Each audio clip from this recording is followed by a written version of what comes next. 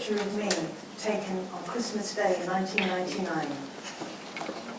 You might not think it's a conventional picture, but I was lying on an operating table in a hospital having a brain scan for a suspected brain hemorrhage.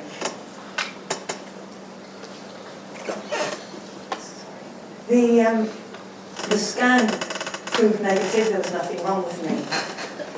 But the scan was moving on a monitor next to me. It was showing my brain in real time. I was watching myself think. Can you imagine what that felt like?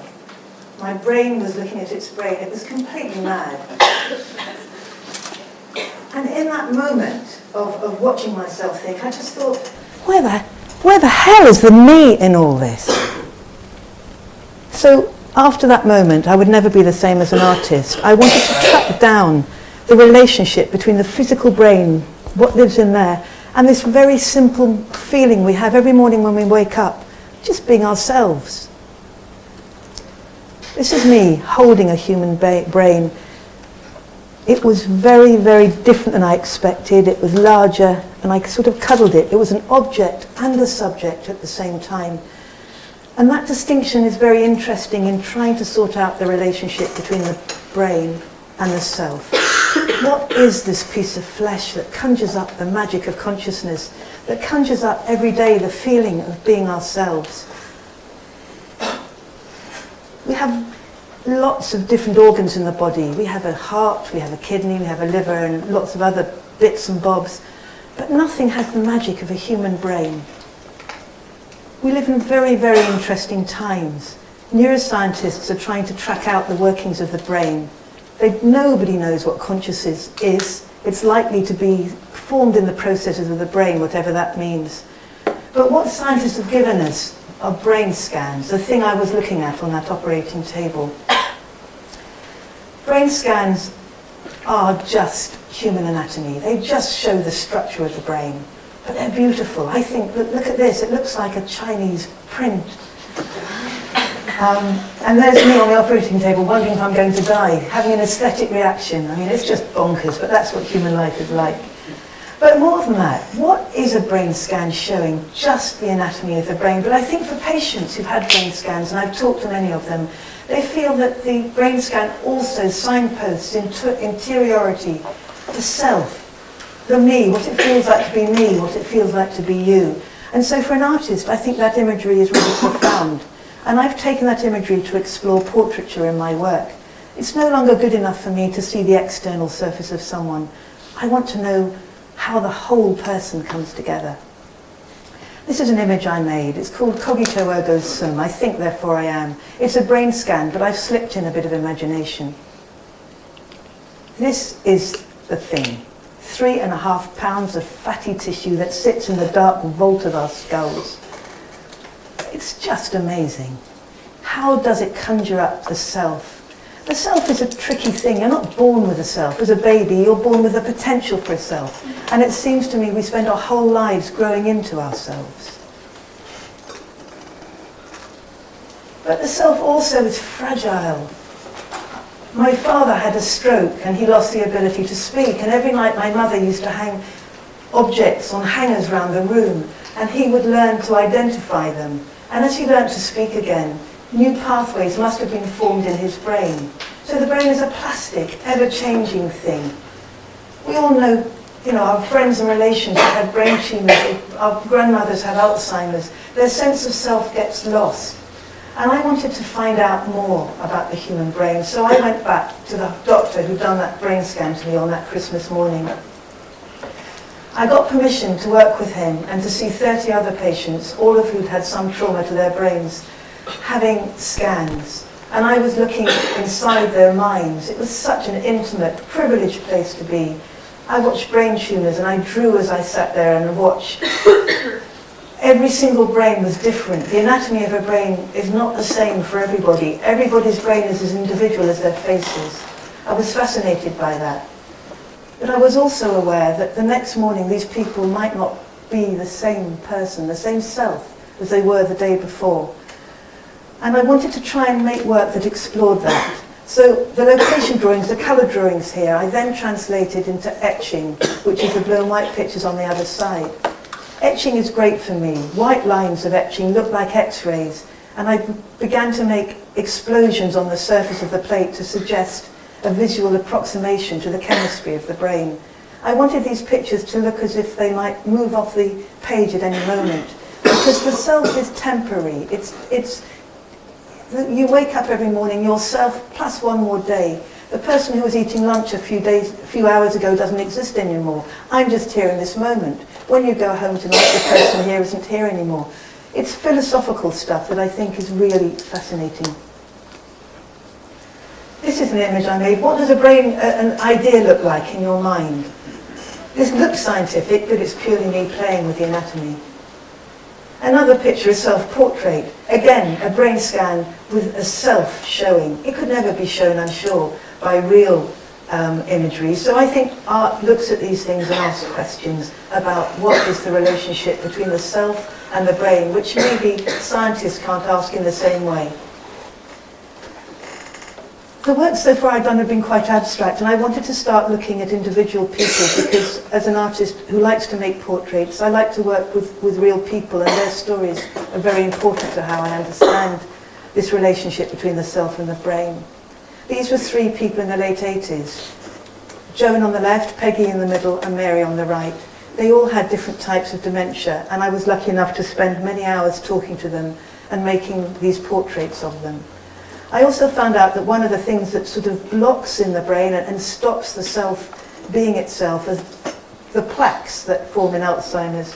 So here's Joan, and as you can see in the picture there, she's beginning to fade. I found a technique so she was dissolving back into the picture. And Peggy again slowly lost herself. And finally Mary, all you can see on that side of her face is one eye as she slowly faded away. The next project I worked on was looking at epilepsy. Epilepsy is a condition where rogue patterns of electricity happen in the brain and can cause people to fit. I worked with two people. The first one was a young policewoman called Elizabeth. Elizabeth was very fed up. Her dream had been to be a policewoman, and she was on the beat, started to fit, and then she had to have an office job. So she felt that the epilepsy was very much impacting on her life, on her sense of self. The sort of epilepsy she had is called Occipital Epilepsy, and it's triggered by light. I'm fascinated by what it feels like to be someone else, and I said to her, can we try an experiment? Can you describe to me the moment before you have a fit? And she described this to me. She said, I see a blue egg, and it's full of disco blue lights, and around it is an aura of red and yellow, and it's bursting from a black background, and there's white strings coming down. I made about 30 pictures, and when she saw this one, she said, that's it, that's what I recognise. It's the first time I ever felt I've got inside someone else's mind. Elizabeth was young and married, and she wanted to have a family. The medication she had to take to stop the fits in her epilepsy would be very bad for a fetus. So she had to make a decision, which she did, to stop taking the medication. But she felt that she was compromised, because then she started fitting again. So in the portrait here, it's a sort of crucifixion. I felt that she was hung up on what was happening in her brain, hung up in a way that made her unhappy. So I put her face where her womb would be to suggest this worry about being able to have children. But as you can see, it's had a fabulous ending there. Elizabeth has a beautiful daughter. But not everybody feels that epilepsy is necessarily a negative thing. I work with Max, who is a writer, and he feels he doesn't have epilepsy, but he's epileptic. He says, if you're blind, you don't have blindness. If you've got a cold, you've got a cold, you are not cold. I have got epilepsy, and I am epileptic. It is a constituent part of me in the same way as if I'd been born with one leg. He went on to tell me, which I think is very interesting, in the sense of the relationship between the physical brain and the sense of self. He said to me that during a grand mal is a fit you have when you completely fall to the ground. He said you wake up and everything's changed. You're lying there. The woman who's standing over you, you have no idea that it's your mother. It is your mother, but you can't remember that. Your sense of history, who you were, is wiped away from your brain. You've been through terrible muscle spasm, and he said it takes days and days to pull yourself physically, mentally, and emotionally back together. He said the feeling of losing your sense of self was so terrible that he would take medication for the rest of his life, very brutal medication, rather than go through that incident again. And what he said to me again, and it's very interesting for my work, he said, I no longer feel that my brain and my sense of self are identical. I felt that my brain wiped away my sense of self.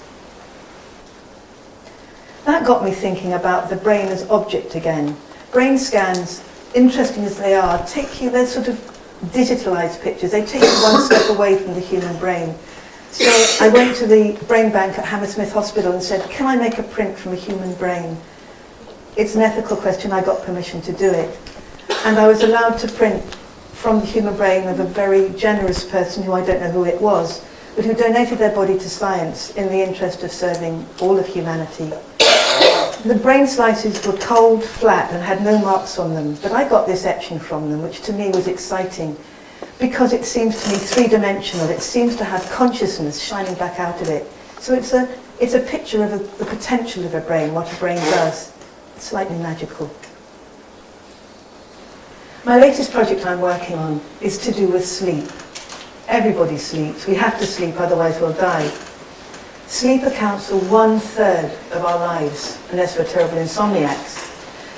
But what is really interesting about sleep, until the sort of middle of the 20th century, sleep was sort of a negative, a death-like state that didn't impact on our sense of human identity. But neuroscientists looking at sleeping brains now are coming up with some very interesting ideas. REM sleep, the top sleep, the dreaming sleep, is where we are at the top, but we go down through 2 more stages, right down into this very, very deep sleep at the bottom. In this deep sleep, our brains make us unconscious, but our brains are as active during that time as when we're awake. To me, if that theory is right, and it's not a proven theory yet, but if it is, then the relationship between the brain to the self is hugely interesting, because the brain is editing our experiences, and in that sense, editing who we are. It is our brains doing it to ourselves. It's that self-reflective thing of a brain on a brain on a brain. But I think sleep is very, very interesting and important to understand because of that. So, in my work on human identity, I have to look at the human brain from lots of different angles. So since that day in 1999 when I looked at this image of myself on the operating table, I've come to realise that the brain is a quite extraordinary thing that needs looking at from many different perspectives: medical, neuroscientific, personal, psychological, artistic. We all have something to offer in this extraordinary object, which is just an organ in our body and which we all have. And I hope in the end that by looking at the brain as an artist, I bring us some way to understanding what it is to be human. Thank you.